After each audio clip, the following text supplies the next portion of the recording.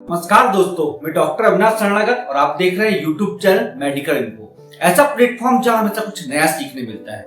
तो आज का हमारा टॉपिक है नोज ब्लीडिंग, जिसे हम नेजल ब्लीडिंग भी बोलते हैं, नक्सीर भी बोलते हैं, मेडिकल टर्मिनोलॉजी में इसे ईपी स्टैटिक्स बोलते हैं, और कई बार गांव में इसे नाक फूट जाना, नाक से खून बहना, नाक से खून आना, नाक का घोंघा फूट जाना, ये तक बोला जाता है। तो आखिर ये क्या होता है नाक से खून आना? ये क्यों होता है, किस वजह से होता है, इसके क्या कारण रहते हैं, क्या ये वास्तव में डेंजरस है या फिर डेंजरस नहीं है, या फिर किस कंडीशन में डेंजरस हो सकता है, या फिर हमारे पास जब नाक से हमारा खून बह रहा है तो हम क्या फर्स्ट एड कर सकते हैं ताकि हम उसकी जान बचा सकते हैं, या फिर हम तुरंत ब्लीडिंग को बहने से रोक सकते हैं। इसके लिए क्या क्या ट्रीटमेंट दिए जा सकते हैं और इसके जो वास्तविक कारण होता है, इसका मैं वास्तविक कारण आपको इस वीडियो में बताऊंगा। तो बने रहिएगा दोस्तों वीडियो में लास्ट तक। और इसके बाद रिक्वेस्ट है दोस्तों, अगर आपने चैनल को सब्सक्राइब नहीं किया सब्सक्राइब जरूर कर लीजिए और बेल आइकन को दबा लीजिए। और एक बात बोलूंगा दोस्तों, अगर वीडियो अच्छा लगे आपको, अगर इंफॉर्मेटिव लगे, आपको जानकारी अच्छी लगती हो हमेशा, तो आप वीडियो को लाइक जरूर कर दीजिए और लोगों की जागरूकता के लिए, लोगों तक की जानकारी पहुंच सके, इस हेतु इस वीडियो को शेयर कर दीजिए। क्योंकि अक्सर देखा गया है कि जब भी नाक से खून बहता है, नोज ब्लीडिंग होने लगती है, तो वो बहुत ज्यादा पेशेंट पैनिक हो जाता है, बहुत ज्यादा घबरा जाता है और ब्लीडिंग को रोकने के लिए वो कुछ भी काम करने लगता है। मतलब जो काम नहीं करना चाहिए वो काम भी वो करने लगता है। कुछ भी कर डालना, नाक को दबा रहे हैं, नाक को ऐसा करने लगना, कुछ भी सर में पानी डालने लगना, कुछ भी सूंघने लगना, ये सब क्रियाएं होने लगती है। तो कई कंडीशन में ये जो हम करते हैं सब कुछ नाक से ब्लीडिंग खत्म करने के लिए, बंद करने के लिए, वो कई बार बहुत ज्यादा घातक भी सिद्ध हो जाती है। तो मैं इस वीडियो में यही बताऊंगा कि हाँ, अगर ऐसा होता है तो हमें क्या एक्शन लेना है, क्या हमें तत्काल फर्स्ट एड लेना है। अक्सर हमारे पास मरीज आते हैं और कहते हैं कि डॉक्टर साहब, हम तो ऐसे बैठे हुए थे, खाली पीली शांत बैठे हुए थे, पढ़ाई कर रहे थे, बातें कर रहे थे, तो अचानक से हमारा नाक से खून आने लगा। तो उस चीज को लेकर बहुत घबरा जाते हैं। कई लोग कहना ही आता है, हमारे पास आते हैं तो डॉक्टर साहब, जैसे मौसम में परिवर्तन आता है, सडनली गर्मी आती है, सडनली ठंड आती है या फिर बरसात आती है, तो हमारी नाक से खून बहने लगता है। इस चीज को लेके बहुत ज्यादा वो व्याकुल रहते हैं, बहुत ज्यादा घबराए हुए रहते हैं। जब इनका सोल्यूशन समझ में नहीं आता है तब वो हमारे पास आते हैं ट्रीटमेंट के। तो हम पेशेंट का इन्वेस्टिगेशन करते हैं, पेशेंट की जांच करते हैं और हम वास्तविक कारण को समझने की कोशिश करते हैं कि हाँ, इसका वास्तविक कारण क्या हो सकता है। हमारी नाक में ब्लड का जो फ्लो होता है, मतलब रक्त संचार जो होता है, बहुत फास्ट होता है। लेकिन सडनली क्या होता है कि मौसम में जब चेंजेस होता है किसी टाइप का, मतलब सडनली जब गर्मी चालू होती है, सडनली जब ठंड चालू होती है, तो उस कंडीशन में हमारा जो बाहर का वातावरण होता है उसमें भी नमी आ जाती है। और जब नमी आती है तो उस कंडीशन में जो हम सांस लेते हैं हमारे नाक के माध्यम से, मतलब हमारा नाक ऐसी चीज होती है जिसके हम सांस लेते हैं और सांस छोड़ते हैं, मतलब सबसे ज्यादा मौसम का जो प्रभाव पड़ना चाहिए वो हमारी नाक में पड़ना चाहिए, जो वास्तव में पड़ता भी है। और जो हमारी नाक की जो स्किन होती है, जो त्वचा होती है, बहुत कोमल, बहुत मुलायम होती है, बिल्कुल नाजुक होती है। उसके अंदर हमारी बारीक बारीक खून की नसें पाई जाती है। लेकिन सडनली क्या मौसम जब चेंजेस होता है, जब नमी आती है, तो उस कंडीशन में जो हमारी नाक की जो स्किन होती है उसमें भी ड्राइनेस आ जाती है, मतलब वो कड़ी हो जाती है, उसमें पपड़ी जम जाती है। तो इस वजह से जो उसकी नीचे की जो नस होती है उसमें भी बहुत ज्यादा फर्क पड़ जाता है। इन द सेंस स्किन कड़ी होने की वजह से नसों में भी फर्क पड़ता है, मतलब कई कंडीशन में जो बारीक बारीक नस रहती है, ड्राई हो जाती है स्किन, उसके कारण वो फट जाती है। और थोड़ा सा फट जाने के कारण कभी कभी ये देखा जाता है कि नाक से खून आना चालू हो जाता है, जो लगभग मैक्सिमम केस में यही देखा जाता है। और ऐसे बहुत से कारण हैं, मैं इस वीडियो में आपको कुछ स्लाइड के माध्यम से ही बताऊंगा। तो आपको आज का वीडियो और जो आज का जो टॉपिक है, नाक से खून क्यों आता है, आपको पूरा समझ में आ जाएगा। बस बने रहिएगा दोस्तों लास्ट तक वीडियो। तो सबसे पहले समझते हैं कि हमारे नाक से जो ब्लीडिंग होती है कितने प्रकार की होती है।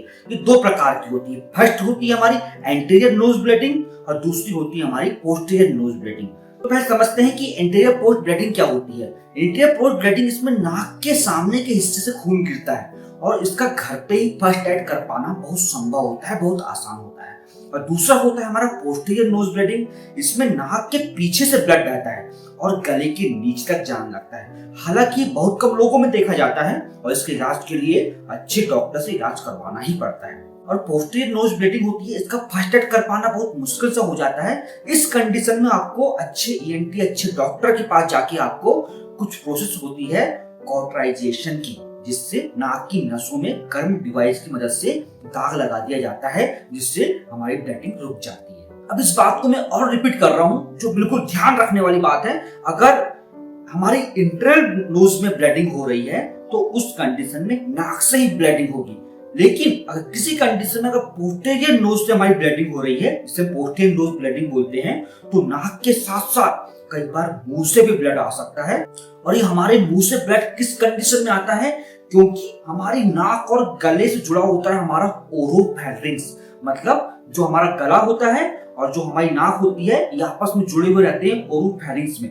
जब किसी टाइप से हमारी नाक में खून आया तो कई बार ये होता है कि हमारे मुंह से भी खून आ जाता है।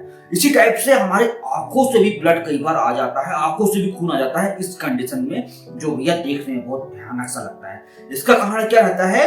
एक्सट्रासेमिनल डक्ट के कारण। और कई बार ये खून जो होता है ओरोफैरिंक्स से होते हुए हमारे पेट में भी चला जाता है, और कई बार हमारे लैट्रिन टॉयलेट के माध्यम से भी हमारा ब्लड आने लगता है। मैंने तो स्टार्टिंग में आपको बता दिया कि भैया हमारा जब मौसम में चेंजेस होता है या फिर कई जो कारण होते हैं उसके कारण हमारी नोज से ब्लीडिंग हो सकती है।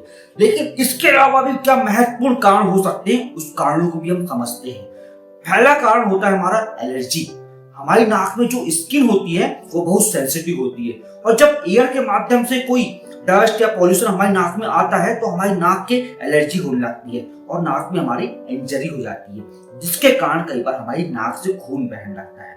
दूसरी बात भी है नाक में उंगली करना, मतलब नाक की स्किन जो होती है हमारी म्यूकस बहुत कमजोर होने के कारण कई बार क्या होता है कि उसमें बच्चे हों, साधारण सी बात है, बच्चे हों, नाक में जब उंगली डालते हैं तो उस कंडीशन में नाक की स्किन जो होती है फट जाती है, जिसके कारण भी कई बार नाक से खून निकलने लगता है। कई बार आप पेडियाट्रिशियन के पास जाते हैं तो ये बोलता है बच्चे ने उंगली किया होगा नाक में, जिसके कारण आपको ये ब्लीडिंग हो रही है, आपके इस बच्चे को हो रही है, जिसको हम बोलते हैं एक ट्रॉमेटिक रीजन होता है। मतलब चोट के कारण, उंगली करने के कारण नाक से खून आ रहा है, जिसे हम बोलते हैं नाक से खून आना, ट्रॉमेटिक इंजरी नाक में हो जाना। अगला हमारा कारण होता है बीपी का। ओल्ड एज पेशेंट में हाई बीपी हो जाने के कारण भी नाक से ब्लीडिंग होने लगती है, क्योंकि जो नाक की जो आर्टरीज होती हैं उसमें ब्लड प्रेशर बढ़ जाता है। ब्लड प्रेशर बढ़ जाने की वजह से उसमें कई बार पंचर हो जाता है या फिर कई बार फट जाती है, जिसकी वजह से भी नाक से खून आने लगता है। अगला कारण होता है हमारी म्यूकस ड्राई हो जाने के कारण, मतलब जो हमारी नाक की जो स्किन है वो सख्त हो जाने के कारण, कड़ी हो जाने के कारण, पपड़ी कड़ी हो जाने के कारण। मतलब गर्मी में क्या होता है, एसी कूलर की डायरेक्ट हम हवा लेते हैं, जिससे हमारी नोज ड्राई हो जाती है और उसमें पापड़ी जम जाती है, जिसको हम लोग कई बार बार निकालते हैं। उससे जो हमारी नाक की जो स्किन होती है वो एक्सपोज हो जाती है और आर्टरीज एक्सपोज हो जाती है, जिस कारण खून आने लगता है। कई ऐसे कारण हैं, और जैसे कि किसी पेशेंट को अगर हेपरिन चल रहा है, एंटी क्लॉटिंग चल रहा है, तो उस कंडीशन में नाक से ब्लीडिंग हो सकती है। अगर पेशेंट की अगर प्लेटलेट्स कम हो गई हैं तो उस कंडीशन में भी प्रॉब्लम क्रिएट हो सकती है। अगर लीवर में किसी टाइप की प्रॉब्लम है, जैसे कि लीवर सिरोसिस की प्रॉब्लम है, तो पेशेंट को नोज ब्लीडिंग हो सकती है। कई बार तो खून बहुत रियल ये हो जाता है कि भैया क्रिटिकल इलनेस में, जैसे कोई बहुत बड़ी बीमारी के चलते पेशेंट को बहुत बड़ी बीमारी चल रही है, कैंसर चल रहा है, तो उस कंडीशन में कई बार पेशेंट को नाक से ब्लीडिंग होने लगती है। किंतु सामान्यतः मैक्सिमम कारण ये देखा गया है कि बड़ों में जो बीपी बढ़ता है उसके कारण ही नोज ब्लीडिंग के चांस ज्यादा रहते हैं, और बच्चों में जो ट्रॉमेटिक रीजन होता है उसके कारण ही नोज ब्लीडिंग के चांसेस ज्यादा रहते हैं। अब बात होती है भैया कौन कौन से हम टेस्ट करा सकते हैं अगर हमको ये सब बार बार रिपीटेड हो रहा है। तो उस कंडीशन में आप सीबीसी करा सकते हैं, आप उस कंडीशन में कोगुलेंट टाइम करा सकते हैं, एक्सरे करा सकते हैं, सिटी स्कैन करा सकते हैं, या फिर नाक की इंडोस्कोपी करा सकते हैं। अब सबसे मेन बात भैया, हम ट्रीटमेंट क्या ले सकते हैं। तो ट्रीटमेंट के लिए सबसे पहले हमें क्या करना है, अगर इस टाइम में नाक और नोज ब्लीडिंग हो रही है तो उस कंडीशन में कई बार लापरवाही के तौर पर देखा गया है, जब नाक से ब्लीडिंग होने लगती है तो उस कंडीशन में हमारे सर को उठा के रख लेते हैं जब नाक से ब्लीडिंग होती है। तो उस कंडीशन में भैया ये बिल्कुल नहीं करना है। कई बार क्या होता है कि नाक से जब ब्लीडिंग होने लगती है तो ये नाक से हमारा ब्लड जो होता है मुंह के नासते होते होते हमारे लंग्स तक जाने लगता है, तो कई बार ये हमारे लिए बहुत डेंजरस वाला काम हो जाता है। तो इस कंडीशन में आपको दिखा रहा हूँ स्लाइड में, तो आपको इस टाइप से ही, आपको अगर खून बह रहा है नाक से तो आपको इस पोजीशन में आपको रहना है। दूसरी, हम लेटने की गलती बहुत करते हैं, तो उस कंडीशन में हमको लेटाना बिल्कुल नहीं है, पेशेंट को बैठाल के ही रखना है। उस कंडीशन में कोशिश ये करना है कि भैया मुंह से सांस लेने की कोशिश करें। जितना अच्छा मुंह से सांस लेंगे उतना हमारे नाक में खून नहीं जाएगा, और जो हमारी नाक की जो आर्टरीज रहेंगी उनमें कॉम्प्रेशन नहीं पड़ेगा, दबाव नहीं पड़ेगा, जिसकी वजह से हमारा ब्लड जो होगा जल्दी रुकना चालू हो जाएगा। कई बार आप आइस पैक से आप रख सकते हैं, आइस पैक से सप्लाई करेंगे तो उस कंडीशन में भी बहुत जल्दी आपका जो ब्लड होता है बंद हो सकता है। अगला, आपको झुककर बैठने की कोशिश करना है। अगर इस कंडीशन में आपका ब्लड बह रहा है तो आपको झुककर बैठना है, और इसके साथ साथ आपको नाक को आपको 10 मिनट तक जो पहला भाग होता है नाक का उसमें दबा के रखना है बिल्कुल। उस बीच में क्या होता है कि नाक में दर्द हो रहा है आपके पेशेंट को या फिर आपको दर्द हो रहा है तो बार बार छोड़ने का काम करते हैं, तो छोड़ने का काम नहीं करना है, बिल्कुल आपको एक तरह एक स्पीड से आपको दबा के रखना है वहां पे, ताकि किसी भी टाइप से वहां की जो नसें हो रही हैं वो ब्लॉकेज हो जाए, पूरी मतलब थक्का जम जाए वहां पे और किसी टाइप से ब्लड का लॉस ना हो। इसके साथ साथ आप कुछ इस कंडीशन में आप अगर प्लेटलेट्स में प्रॉब्लम चल रही है, कुछ लीवर में प्रॉब्लम चल रही है, कुछ और प्रॉब्लम चल रही है, तो आपको डॉक्टर से मिलना ही पड़ेगा ताकि एग्जैक्टली रीजन हमें मालूम हो सके।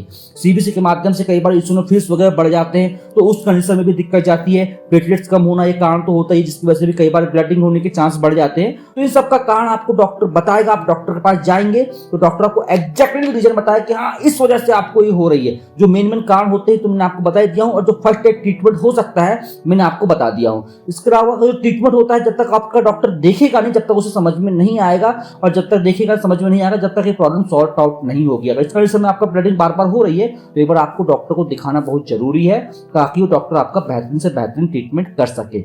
अब भैया सावधानी क्या क्या रख सकते हैं, तो कई बार ये होता है कि भैया नाक से खून आ रहा है तो तेल डालो, दुनिया डालो, फलाना ठिकाना डालो। तो हमें करना क्या है, नाक में तेल बिल्कुल नहीं डालना है। साथ साथ क्या करना है, डायरेक्ट हवा के कांटेक्ट में बिल्कुल नहीं जाना है, नाक में उंगली बिल्कुल नहीं करना है, और सबसे बड़ी बात भैया घबराना नहीं है, पैनिक बिल्कुल नहीं होना है। सावधानी का आप ध्यान रखते हैं तो बिल्कुल आपको कुछ नहीं होगा।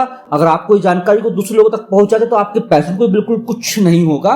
बिल्कुल उनको बोलिए कि अगर ऐसा कुछ होता है तो बिल्कुल पैनिक ना हो, बिल्कुल अटेंशन रहे और बिल्कुल टेंशन ना ले। और वीडियो अच्छा लगा हो दोस्तों लाइक जरूर कर दीजिए, लोगों की जानकारी के लिए फिर शेयर कर दीजिए। दोबारा से बोल रहा हूँ दोस्तों, अगर आपने कुछ सब्सक्राइब नहीं किया सब्सक्राइब जरूर कर लीजिए और बेल आइकन को दबा लीजिए।